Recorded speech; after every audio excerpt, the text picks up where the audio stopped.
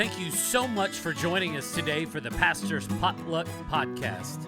Here on the Pastor's Potluck, it's similar to a normal potluck where you might get something that you want and there may be something that you just want to pass up altogether. And that's okay. There's something here for everybody. Our goal here is to encourage you and maybe in the process entertain you. If you're ready, let's dig in. Welcome to another episode of the Pastor's Potluck Podcast. I'm joined today by some really good friends of mine, Brock and Rachel Reeseburg. So this is a crazy thing about like how there's a different connection that we have as opposed to other people because we lived in the same city. Yes. Yeah. I think at the same time. We probably did. Yeah. We overlapped for a few years. Like overlap for a few years, which is crazy in San Antonio. Yeah.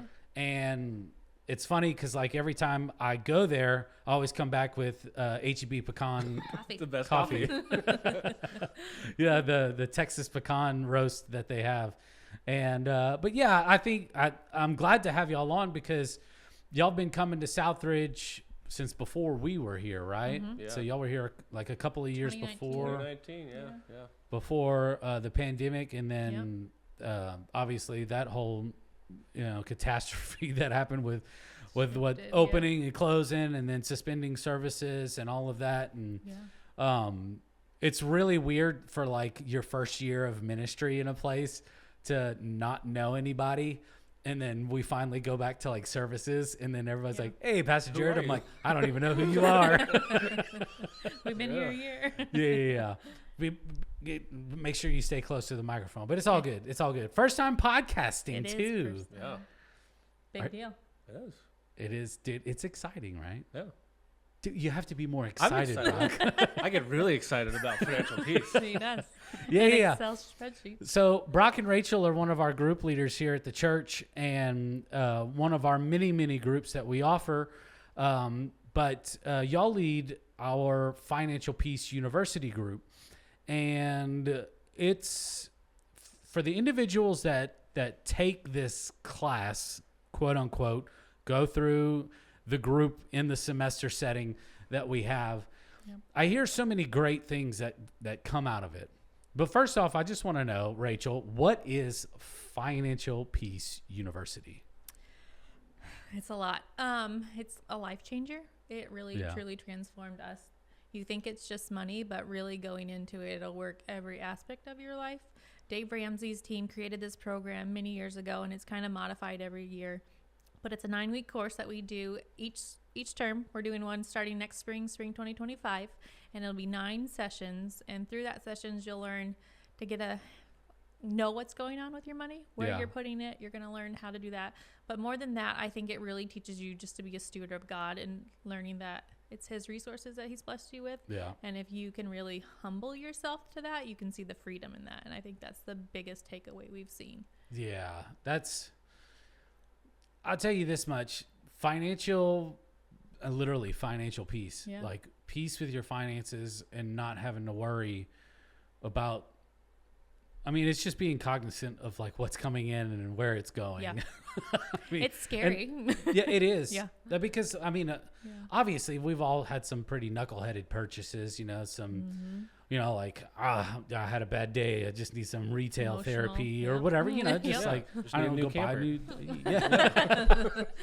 Mine haven't been that extreme. It's just like, I need a new TV or something stupid like that. But but just getting it under control is one of the biggest burdens that myself and Erica have had lifted off of our shoulders, because for so long in our marriage, we were living paycheck to paycheck, even though we were getting paid okay at the previous churches. And it just being able to look over everything that we had and go, man, we really don't need all this stuff. Yeah.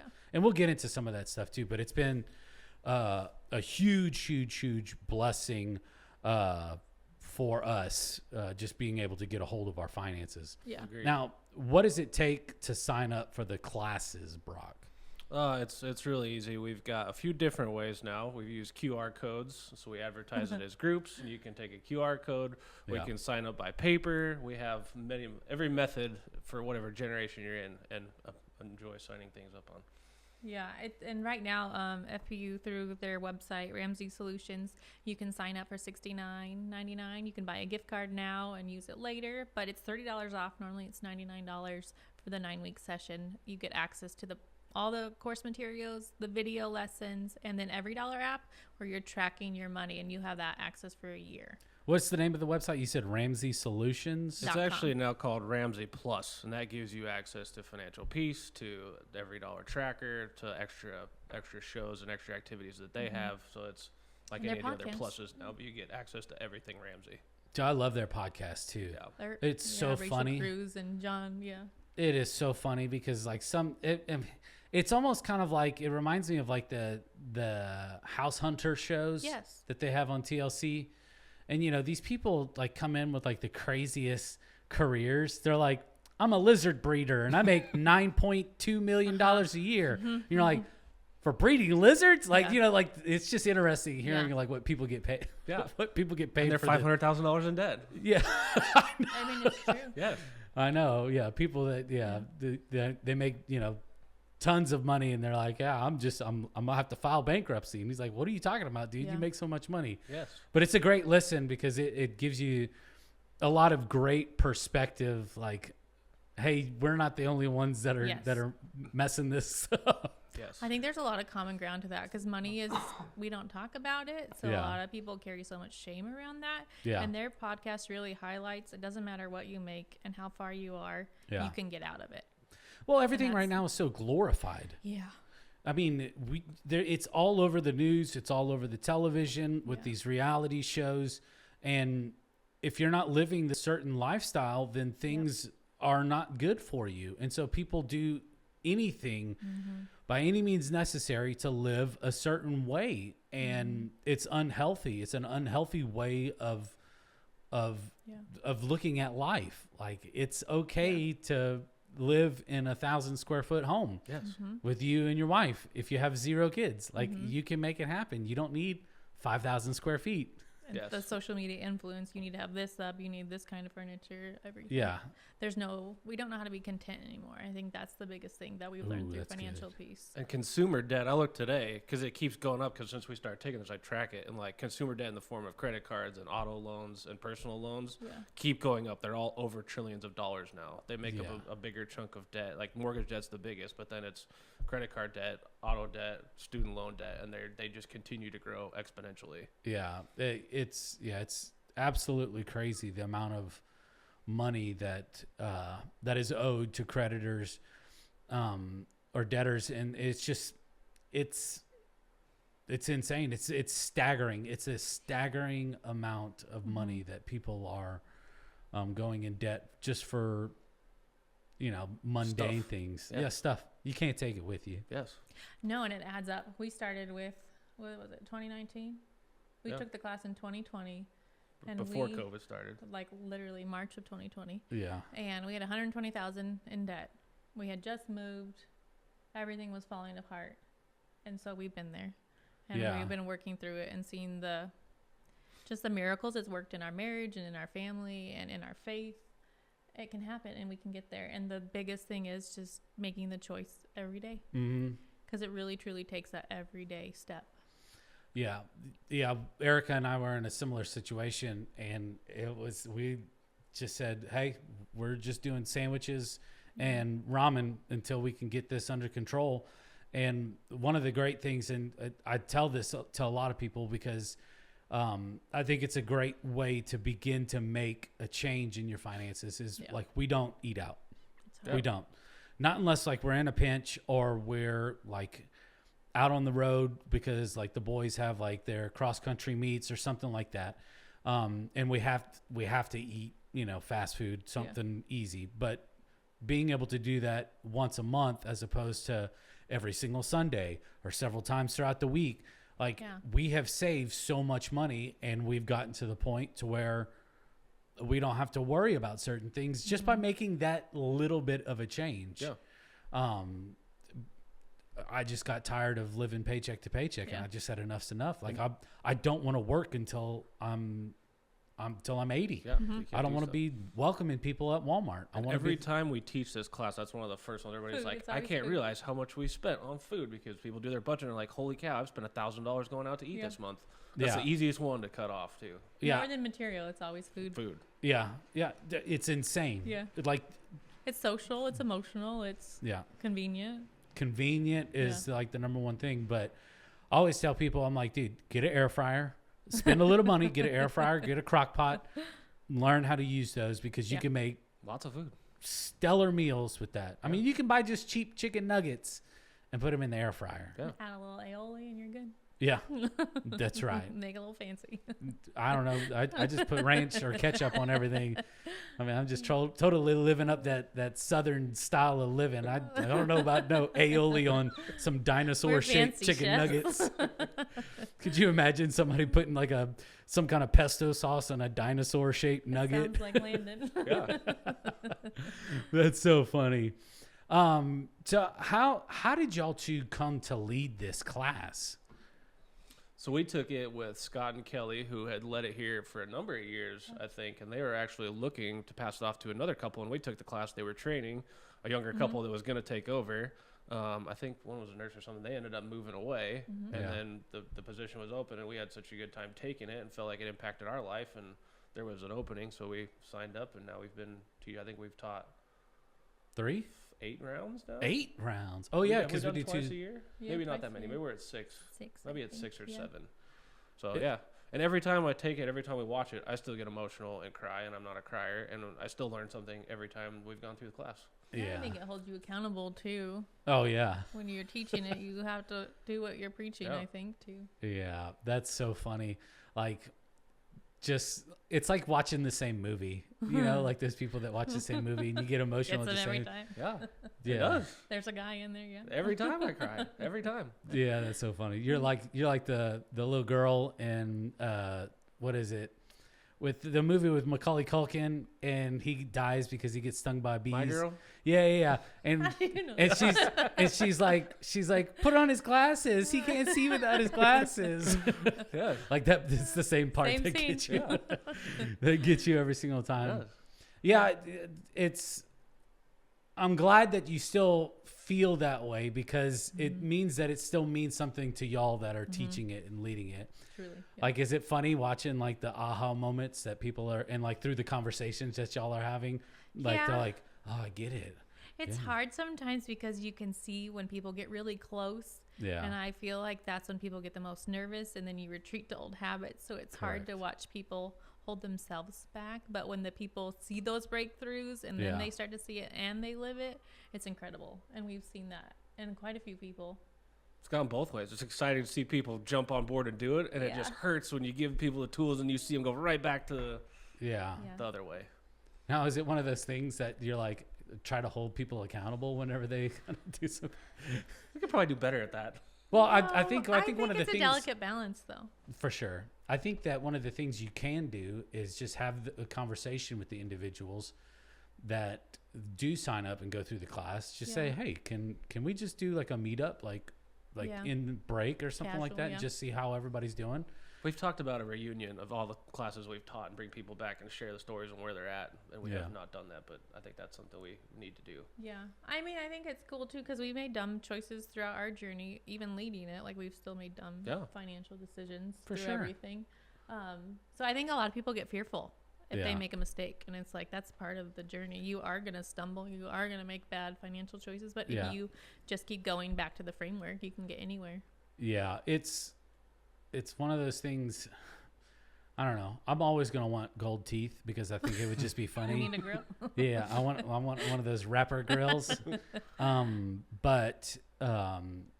Yeah. And I hope that I never make the mistake to buy one, because I know that that's just a giant waste of money. But I think that you know, maybe even just documenting and recording like people's stories about how they've been able to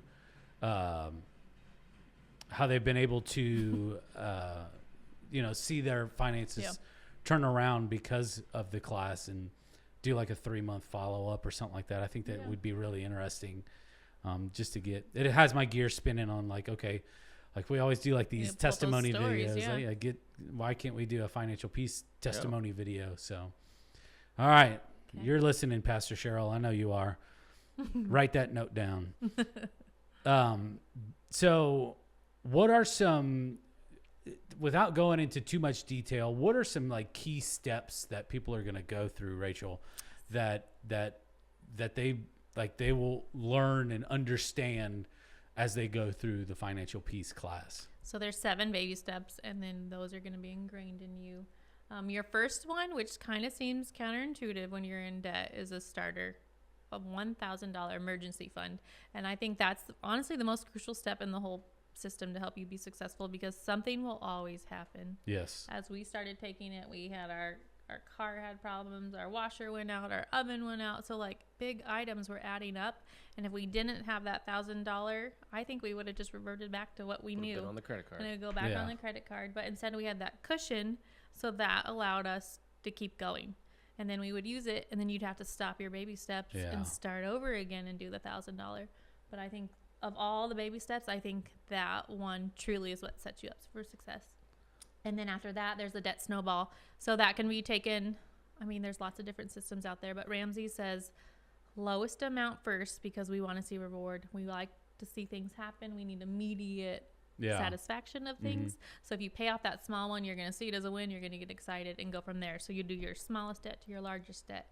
We don't do interest or anything like that. Yeah. And then fully funded emergency fund. These Brock loves these. Keep going. You're doing good. Step 4 is 4, 5, and 6. 4, 5, and 6 at the same time, but in order. Retirement. 15% towards retirement. Savings. Save for college education. Pay off your house early. Yep. And then the final one, which is really the 1 and 7 are what we live by, and that's giving generously. Yeah. And generosity is truly what changed our hearts, because through that course and since then, we have seen God just, you think you have no money, and he uses it in such fruitful ways. Yeah. And just to see the impact that giving generously can have, and just be able to have the freedom.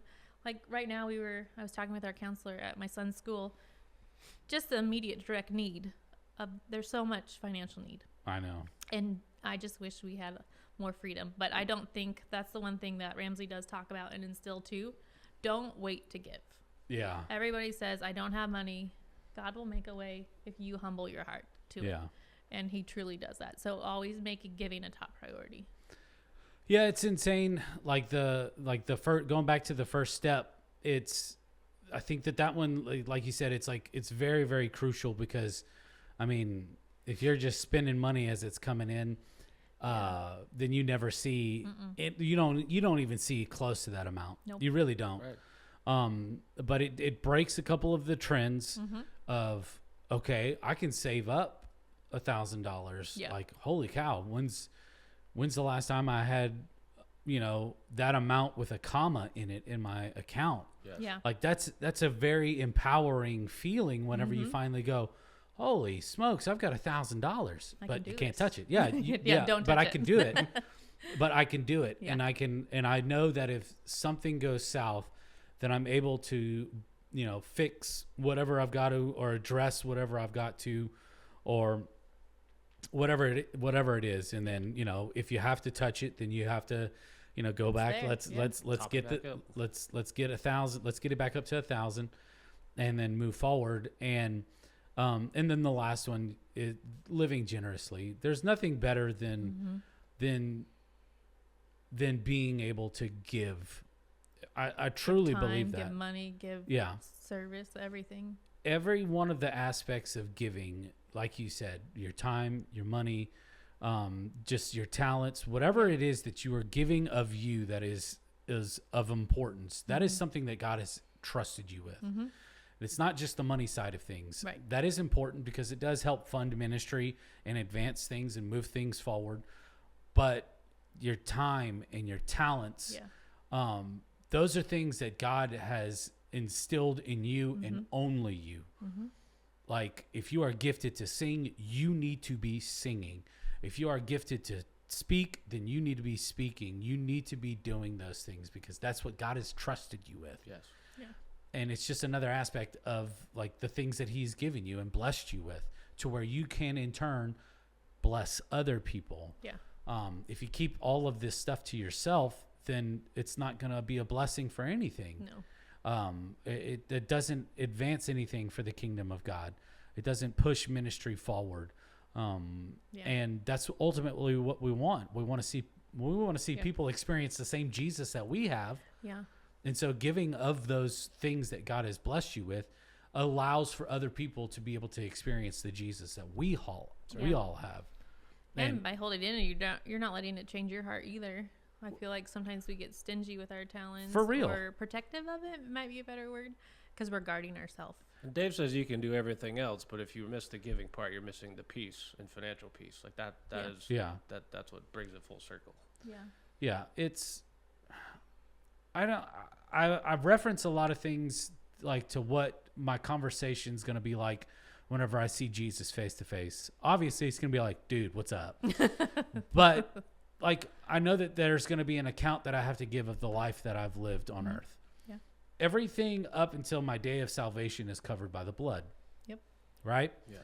And then everything after that, I've got to have an answer for that. Jesus, hey, like what I gave you these things, what did you do with them? And I look at what God has blessed me with, and with the talents and the money that I have and the time that I have,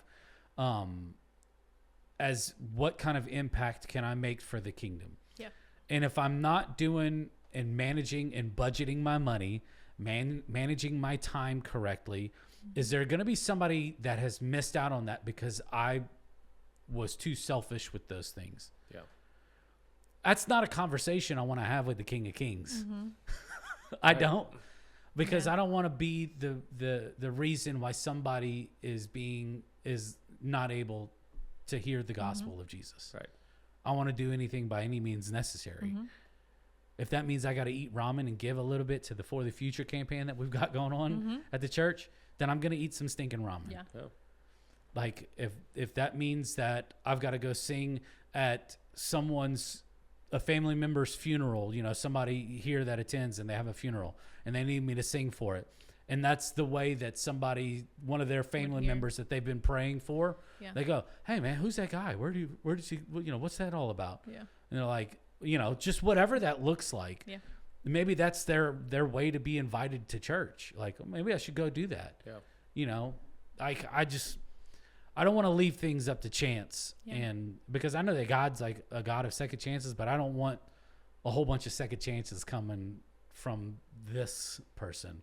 I just, whenever he says yes to do something, I want to do it. Yeah. I want to be obedient. And have the freedom to do that. Yeah. Yeah.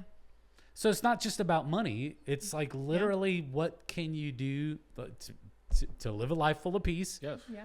But also be a blessing to other people as well. Right. That was good stuff. I feel like that's the thing with money. It does have so much shame, but there's so much joy in it too. And I'm a spender, so there's two categories in Ramsey: free spirit and a nerd. And the nerd. Brock's the nerd, and I'm the free spirit.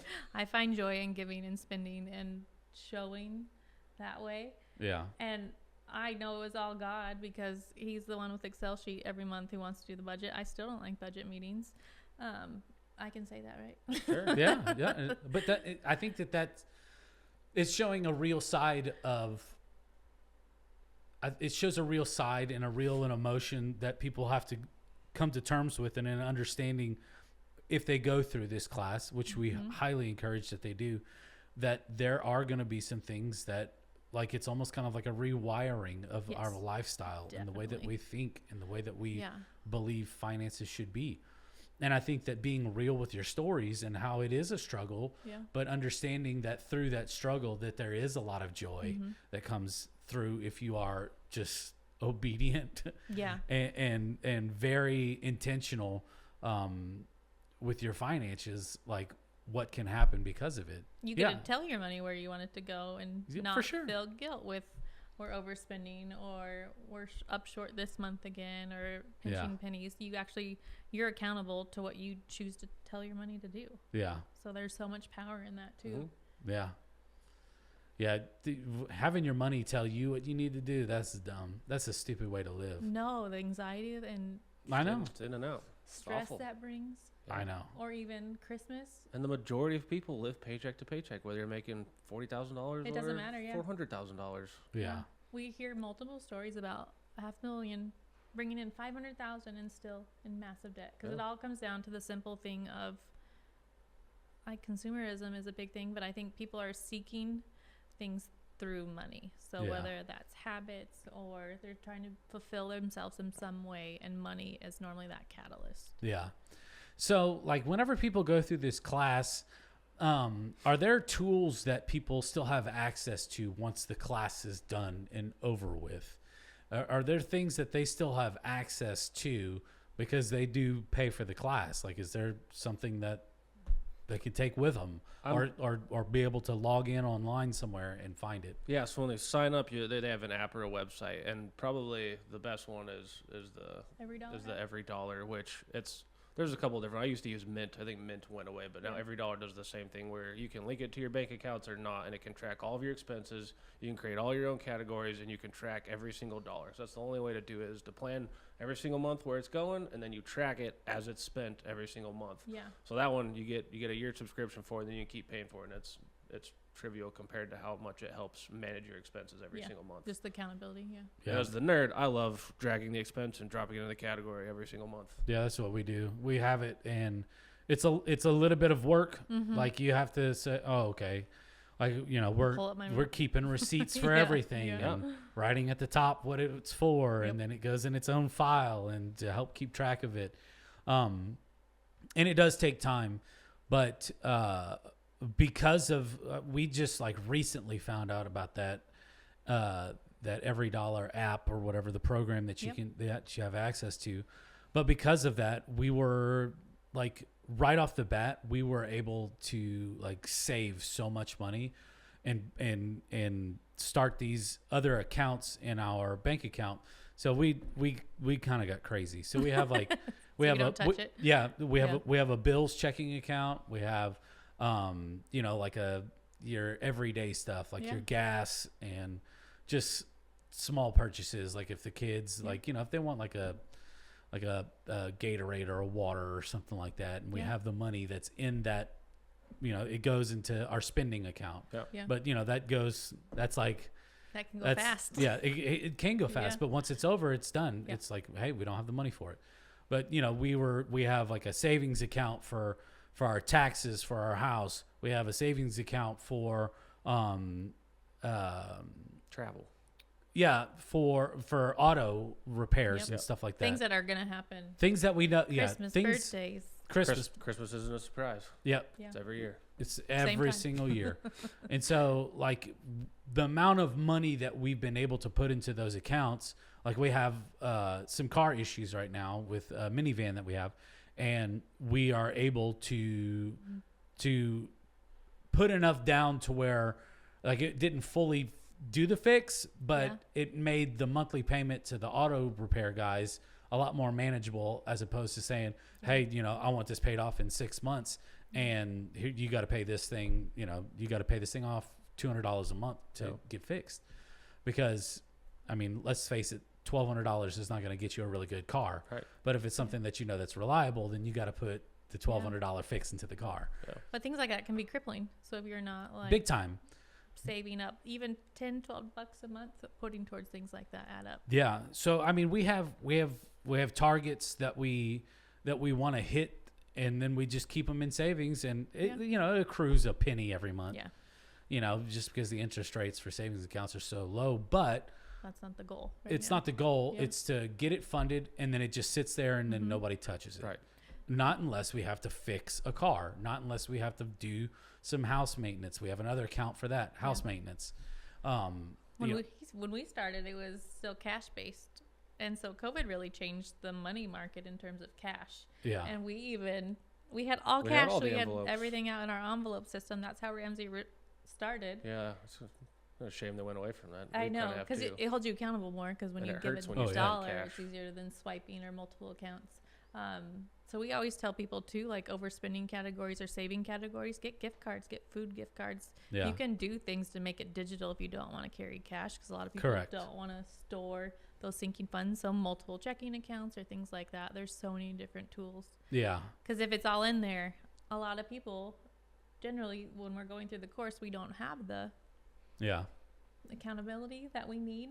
We're used to spending and going through it. So you need to set up parameters and safeguards for yourself. Yeah, we did that early on in our marriage. We closed down all credit cards, paid them off, and closed down bank accounts. And then I found a place that would cash my paychecks for like $5 or $10. And so we went straight cash. If I had to pay a phone bill, I had to go to the phone place and pay it in person. Yeah. This was 15 years ago, so there wasn't like subscription services. How old are you? Yeah, 41. Thank you. How old are you, Brock? The youngest in the room. Are you really? Are you younger than me? I'm 37. Oh my gosh. The baby. But anyways, we did straight cash for everything, and it really taught us how to budget. It really, really did, because you see it there and you go, okay, like, because I was working in service industry at the time, and obviously you get a lot of tips, ones and fives and stuff like that. And I've mentioned this story a couple of times, but I told Erica, I said, hey, I've been saving up for a new TV, because we just had like one of them tiny square tube TVs. I was like, I just want a really nice TV, because we just didn't have. We were living in like a 750 square foot apartment. I said we should just get in a TV, and she goes, "If you've been saving for it, whatever, let's go do it." So I had $800 in ones and went and bought like this at Circuit City. No, I'm not that old. Dang, at Cons. Cons, yes, Cons. But we went up, and I paid for this TV $800. In $1 bills. That was impressive. Like whenever it was like the big LCD. They weren't as thin now, but it was like that box. Yeah, it wasn't like the big. It was like flat screens. It was like right after. It was like the introduction of the flat screen. So it was maybe like 4 inches thick, you know. Yeah. And it was just the funniest thing ever. And but no, I mean, we did it. If we wanted to do anything, if we wanted to go on a trip, we had to pay for it in cash. Yeah. Can't swipe. Yeah, because we didn't end up doing going on our honeymoon until, so we got married in December of 2009, and she was pregnant with September of 2009, and then Nolan was born in December, and so we didn't go travel or do anything, real big. We stayed downtown on the Riverwalk, just for a day or two, but we wanted to go and do something without Nolan. And so Nolan went and stayed at my mom and dad's house. But how did we pay for the airfare to go to Vegas? Cash. Yeah. Well, I mean, that's what we did. We got, you just don't hear of it anymore. Yeah. We got gift cards. Like you said, get a Visa card. This is I'm paying for it. Yeah. And we just had to do whatever we could do to make things work, to get our finances under control, because we didn't want to ever be in or go in debt. Now, do we have a credit card now? Yes. Yeah. Do I use it? Occasionally, but it's only if I know that I can pay it off right then and there. Different discipline. Different discipline. Yeah. It's not like put everything on the credit card, because if you put everything on the credit card, you're going to start spending right back in it. You're loading up your credit card till you can't use it anymore. Then you start using your debit card. Then you have another credit card, or now they make it so easy you don't have to have your wallet. You can pay on your watch, on your phone. You can just transfer. You can make 4 payments on something at almost any store now. And so you're like stealing from your future every day. Yeah, the after payments are the newest one. That's terrifying. That's just a payday loan. It's the same scam. Yeah. It's really scary. It's scary, like kind of like the things that people are going through and what they're facing and what they're up against. I am going to refer people to this website once again. You said RamseySolutions.com or Ramsey Plus. Mm-hmm. If you just type in Dave Ramsey, I'm sure that you'll find FPU will pop up. Yeah. Yeah. You can find his website very easy. He's very knowledgeable and a well-known individual in terms of finances and setting yourself up for success in those things.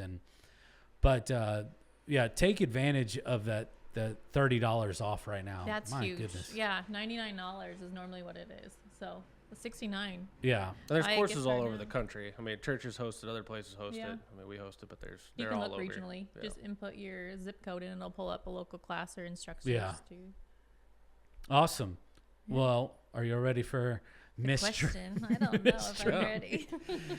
So for those of y'all joining for the first time or maybe don't know what this jar is all about, it's called the mystery meat, and it is a random question, and it is all AI generated. Thank you, ChatGPT. But it's just like a potluck. You going down, the food table at a potluck, boy. and Like then tonight. you just like the tonight at church. But you just don't know what it is. You take a scoop. It may be the best thing you've ever ate, and it may be something completely absurd. Vegetable jello. And so, okay, this is cool. Okay. If you could have dinner with any Christian historical figure, who would it be and why? So I'm just gonna put a little parameter. Obviously, if we could meet Jesus, we would. Yeah. But if not, if you can like have dinner with someone, with any Christian historical figure, doesn't even have to be from the Bible. It could be anybody from history that was like important to the Christian faith. Probably Noah, so I could ask him about building that ark. I think that would be a very fun conversation. Yeah. Would you pull up the ARK website? Yeah.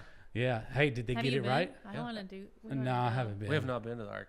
Experience. I think Noah, that'd be a good one. Yeah.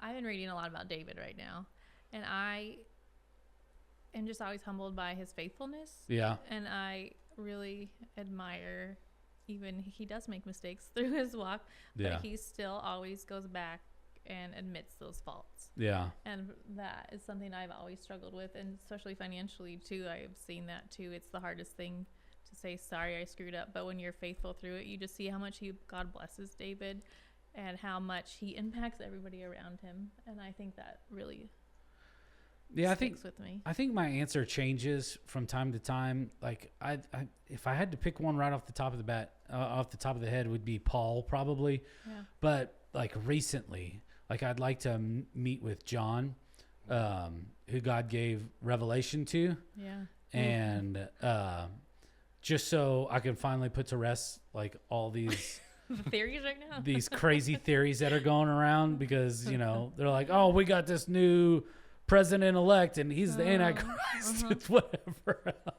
I'm just like, bro, come on, let's go have some chicken wings and talk about what the Lord gave you. Yes. So, Quite a vision. yeah, I don't know. It's just people are crazy and they get all nutty, and Yeah. I don't want people to be afraid. I think that's the big thing, is like the devil's done a really good job of instilling fear into the second coming of Jesus. It's like, what? That's the song always resonates. Fear is a liar. Like the enemy uses fear in money. The enemy uses fear in almost every aspect of your life. Yeah. And it is false, and not giving weight to that. Yep. Well, awesome. Thank y'all so you. much.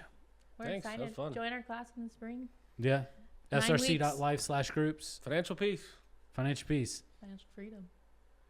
Pastor's potluck. End scene. You need a board. Yeah, We're gonna get you I a need clapper. that little Yeah. clicker thing that they use on movies. Hollywood. What's it called? The clapboard. The clapboard. A grip. A grip. No. No. I don't know. Whenever you say the clapboard, I think like the applause sign that they used to hold Oh, up. we can get those too. No. All right, we'll see you next time. Thank you. Thank you so much for listening in with us today. We really appreciate it. If you haven't done so already, go ahead and hit that subscribe button. You can also follow us on social media, on Facebook, Instagram. You can also watch the video version of this on YouTube as well. All you have to do is search up the Pastor's Potluck Podcast. From all of us here, we want to say thank you, and we'll see you next week.